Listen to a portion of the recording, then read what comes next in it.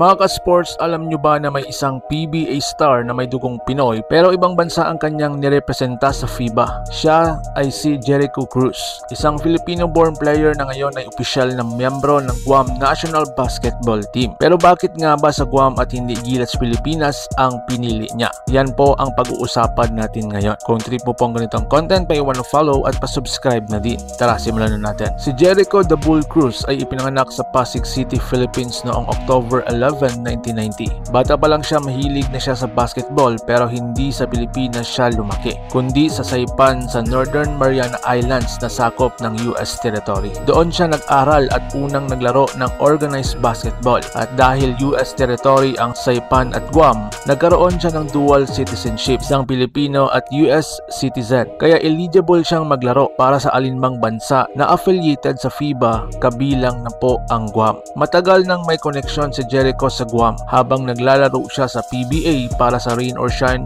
NLEX at San Miguel Beermen. Nananatili siyang malapit sa Guam community dahil doon nakatira ang ilan sa kanyang kamag-anak at mga kaibigan. Noong 2020, formal siyang tinawag ng Guam National Basketball Team para sa FIBA Asia Cup qualifiers. At dahil nga eligible siya bilang dual citizen, pumayag si Jericho na maglaro bilang respeto sa bansang tumulong sa kanyang paglaki at basketball journey. Maraming nagtatanong noon bakit nga ba hindi lang siya sa Gilas Pilipinas. Una, dahil hindi siya kailanman naging parte ng Gilas training pool. Kahit PBA star siya, hindi siya natawag o napasama sa national pool ng SBP. Pangalawa, mas maaga siyang kinontak ng Guam Basketball Federation na nakita agad ang kanyang potential bilang scorer at leader. Habang ang Gilas ay puno na ng guards tulad ni Keffer Rabena, CJ Perez, Dwight Ramos at Scotty Thompson. Ang Guam naman ay naghahanap ng experienced player na may Pinoy heart at international level skills.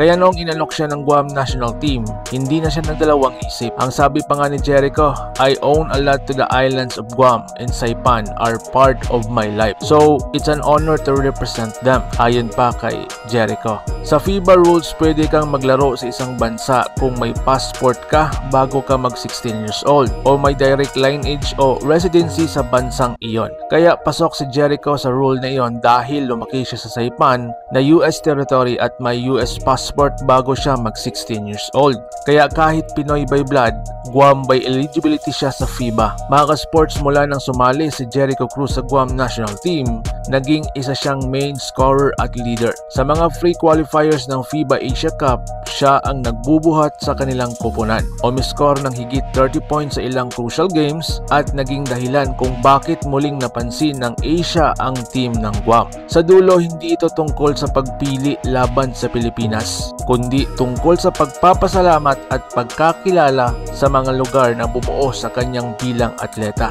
Si Jericho Cruz ay isa pa ring Pinoy sa puso, pero ngayon ay bit-bit ang bandera ng Guam sa FIBA. At kahit saan man siya maglaro, Pinoy pride pa rin ang kanyang dala. Kung nagustuhan mo po ang ating video, pa-iwan ng follow, subscribe at pa-hit ng notification bell para updated po kayo mga ka-sports sa ating mga uploads. So paano? Ingat po kayo.